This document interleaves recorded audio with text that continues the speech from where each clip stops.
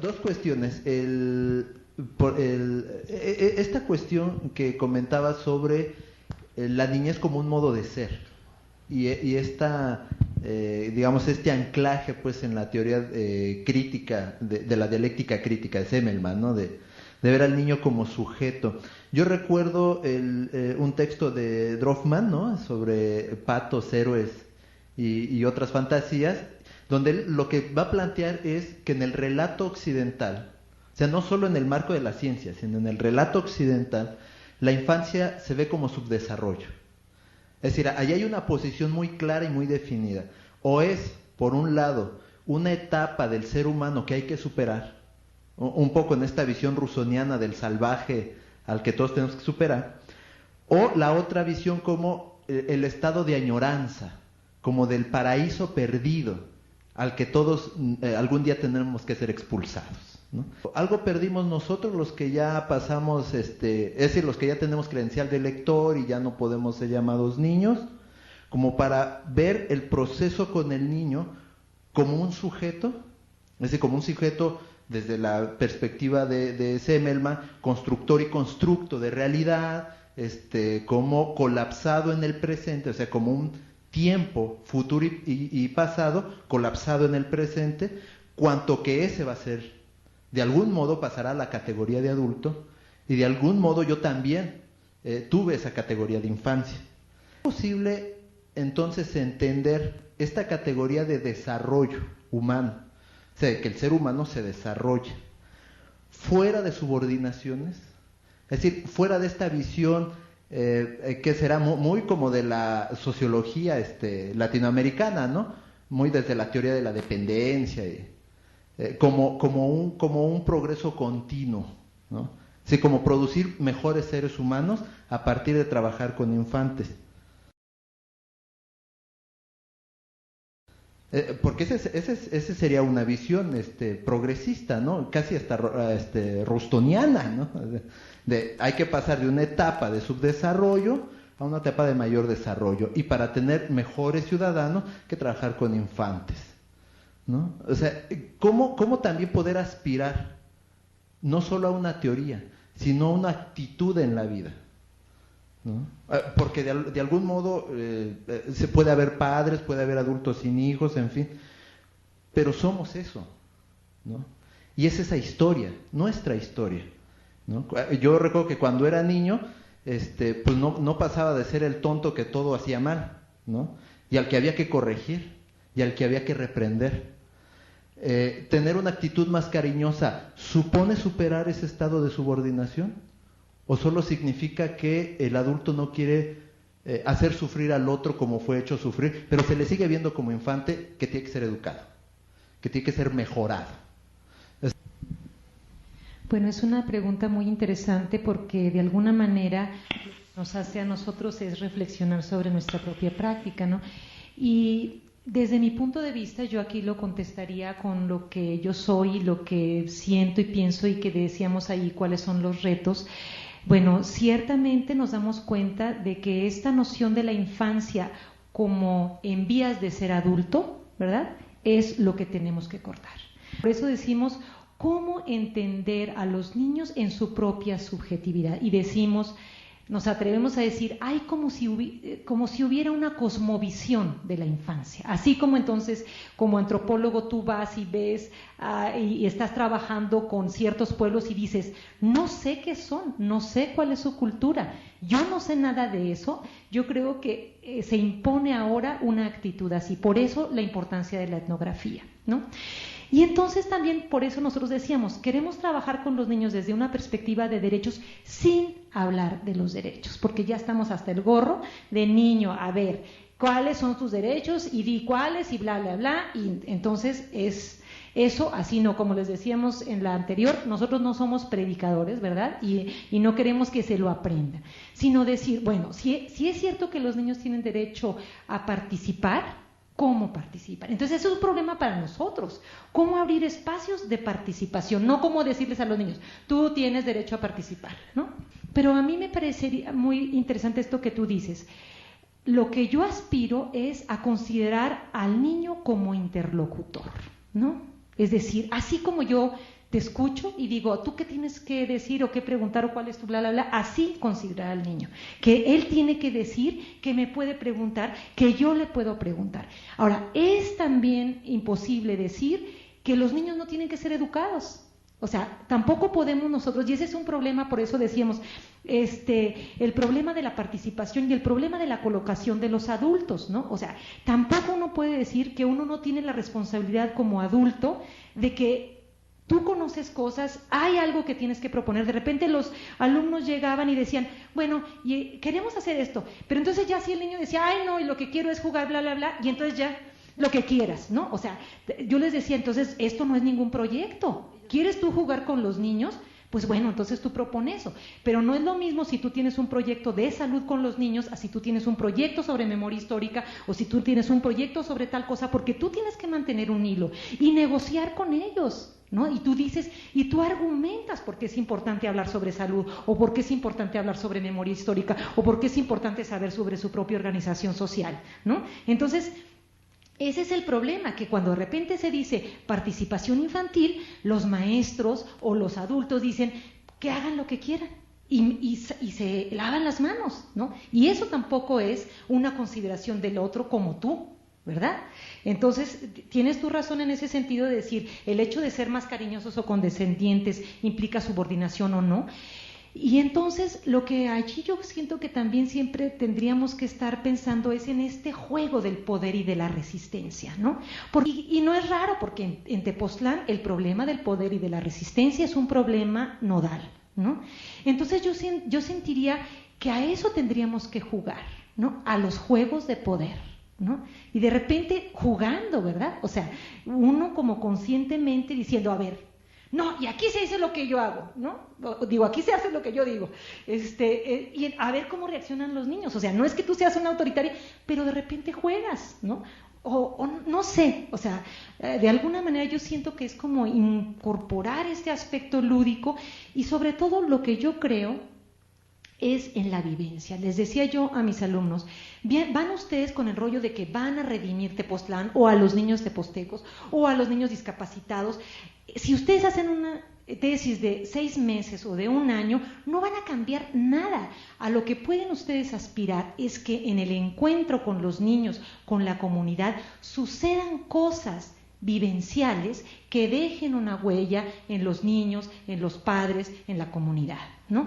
O sea, desde mi punto de vista y en esto de condensadores de historicidad, en lo que yo creo es en el presente, ni siquiera, porque allí no estoy de acuerdo con Semmelman, en la utopía. Es decir, a mí en mi trabajo con Tepoztlán se me hizo muy interesante, Edith, que yo de repente siento, no es que haya utopía. O sea, no, los tepostecos no se dicen, queremos ser así, y es en esa noción de progreso, ¿verdad? Y queremos llegar a tal. Lo que tienen muy claro es lo que no quieren, ¿no? Y contra lo que van a luchar, ¿no? Y a lo que se van a resistir. Y es como esa cosa de ir viviendo la vida como la vida se va presentando, sin esta cuestión más de la mente occidental de yo soy forjador del destino y yo voy a hacer esta ciudad y yo voy a construir, ¿no? Entonces, me parece que la perspectiva de futuro se arraiga en el presente, ¿no? Y el presente es... Entonces sí, es como cuidar cuál es esta memoria histórica, cuál es esta historia que ellos están recibiendo, pero en ese presente, ¿qué es lo que hacen los niños? Y desde esta idea de los niños como condensadores de historicidad, un poco nuestro planteamiento, que es lo que estamos tratando de construir y están todos invitados a aportar, dado que las teorías actualmente ninguna nos gusta, o sea, ninguna nos responde a una visión de los niños y las niñas desde el lugar donde queremos, y tiene que ver de ubicar a los niños como sede de relaciones. Hay un problema que no pasa solamente por lo teórico, que pasa también como sujetos. Yo también como adulto soy sujeto, y también soy un sujeto social y un sujeto histórico, y bueno, creo que el peor problema, cuando lo contábamos con los alumnos, también es nuestro, pues, ¿no? Porque nosotros llegamos y promovemos esto desde una institución también, cuya lógica no va con la lógica ni siquiera de lo que queremos promover. Pero pues tenemos que coordinar ambas lógicas, porque si no, no vamos a poder seguir haciendo nada, ¿no? Entonces tenemos que responder a lógicas, y esto es lo que te ata, esto es lo que yo, al menos en términos personales, lo que más me cuesta. Me podría relajar mucho más y entrar en esa interlocución con los niños de otra manera, cuando me doy cuenta que no lo logro, porque caes así como que en cuestiones que no son las que uno quiere, tiene que ver más con esta cosa de peso institucional, ¿no? De que como adulto tienes que responder a tu propia historia, ¿no? La otra cosa también, que no te creas, la memoria es reconstructiva, ¿no? Y yo te diría que si tú conservas la parte de que todos, a mí también, a mí me costó 15 años de psicoanálisis y bastante caro sacármela de encima, creo que por eso soy académica, pero si todos sufrimos esta idea de los niños como ser tontos por principio hasta que demuestre lo contrario, la verdad que después de muchos años de análisis también tiene que ver con que uno conservó una voz con respecto a un tema. Pero esto que plantea Yolanda de la resistencia y del poder de la infancia es mucho mayor de lo que nosotros fijamos de nuestra propia infancia. Yo cuando reconstruí mi historia y dejé esa voz de la niña tonta como una voz, ¿no? Un diálogo de voces en esta idea, ¿no? Una voz, me di cuenta cuando lo achiqué, digamos, y dije, bueno, esto sucedió, pero esto estuvo acá, esto no fue todo. Y empecé a reconstruir lo que era mi relación de niño a niño, que era muy grueso, éramos banda, ¿no? Con mis primos y demás, banda, super banda, ¿no? Que nunca mi madre se enteró, por supuesto.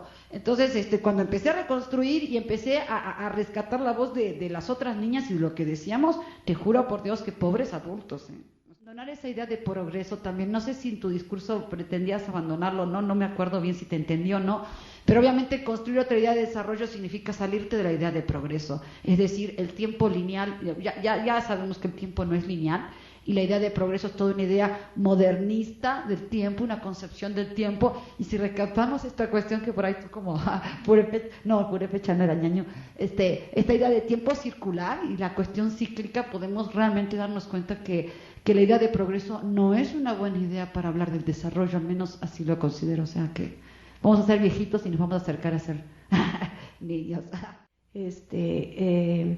A veces, ¿cómo decías? Que se colapsa el presente, una cosa así. Decías en cuanto a tiempos, ¿no? Y que virtualmente el niño en el aquí y el ahora no está, sino siempre como proyecto o como pasado, digamos. Creo que también tiene que ver, y bueno, con lo que comentaba Yolanda acerca de esta concepción distinta de tiempo que podemos tener los adultos y los niños. Creo que también la cuestión cultural es importante, ¿no? Porque creo que se vive una relación distinta con lo externo, digamos, o con el aquí y el ahora, digamos, en esta cuestión de espacio y de tiempo, cuando tú te sientes separado, digamos, de ese medio circundante, y eso creo que es muy occidental y muy urbano, en los niños, creo, de culturas indígenas en donde son parte de un todo, ¿no?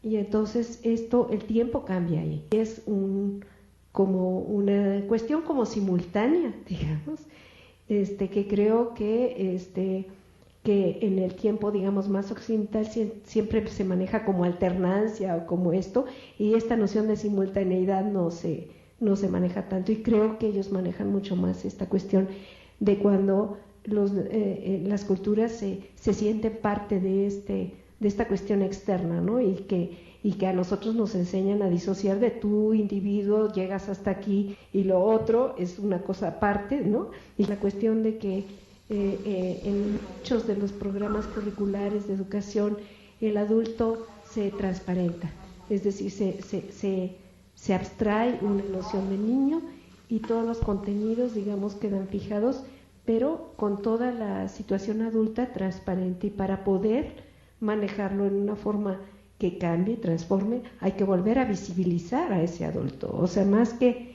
desplazar, como decían ustedes, y quitarse.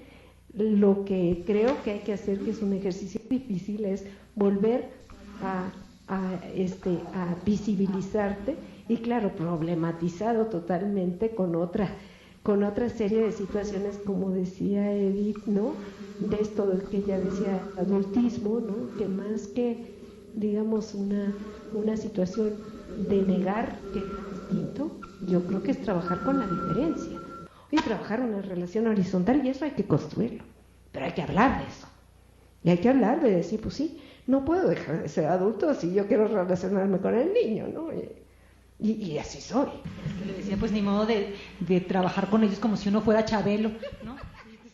Cuando yo trabajo con estos niños y después mi proyecto lo llevo a Jilotepec, me doy cuenta que estamos construyendo mundos dentro de mundos, lo cual es muy cierto. Uno entra desde una postura bien diferente al mundo de un niño, ¿no? Y no es ponerse a su nivel, es decir, abrir y construir espacios para poder escucharnos mutuamente y decir, yo de tu mundo pienso bla, bla, bla, bla. ¿Qué piensas tú de este otro mundo? ¿Qué piensas de tu propio mundo? Y es transformarnos en el camino, pero transformarnos unos a otros. Pues no es malo ser adulto, porque todos somos adultos, ¿no? Sino cómo vives ese espacio de ser adulto y cómo vives ese espacio de ser niño desde esta transformación que te va dando el mismo trabajo, ¿no? Seguir trabajando con mi infancia desde la infancia de otros, ¿no? ¿Cómo me observo? ¿Cómo los observo? ¿Cómo nos trabajamos mutuamente? ¿Qué les puedo dar y qué me pueden dar? Uno no termina siendo el educador, el maestro, sino un facilitador de ciertas experiencias. Y a su vez ellos son facilitadores de experiencias de sus propios mundos. No estamos diciendo verdades, estamos construyendo mundos. Ya nos ha tocado mucho que es como si el adulto se viera como la antítesis del niño. Cuando hablaba del adultismo, entonces también hay infantilismo. Michel Foucault recupera eso en Los Anormales, cuando establece cómo la psiquiatría de repente empezó a psiquiatrizar cosas que los niños hacían suponiendo algo que se llamaba infantilismo. Entonces, justamente es plantearlo así, ¿no? Como está la antítesis del niño y la antítesis del adulto. Y desde ahí está operando. Nosotros cuando trabajamos talleres con la comunidad de Jilotepec sobre abuso de menores, abuso sexual, así ya va mi pregunta un poco, ¿no?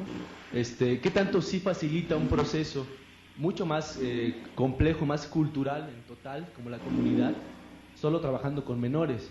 Porque estamos dejándole como una responsabilidad histórica de reflexionar, de transformar la sociedad y las redes comunitarias solo a los niños.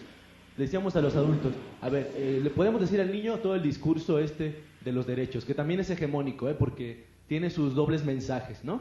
Pero a la hora de que el niño llega a casa, o incluso en la misma escuela nos tocaba como talleristas, era, no, nadie te puede golpear, ni puede insultarte, ni ¿por qué? Porque tienes derechos. Y decía la maestra, que te calles, cálmate, jalón de oreja y te sientas. Sí, siento que más bien estamos buscando cómo transformar, o sea, cómo ser auténticas en esto que hacemos, ¿no? Y yo creo que ahí, o vuelvo a retomar en esto que tú decías, de si la infancia es eso como el paraíso perdido, yo a veces siento que sí.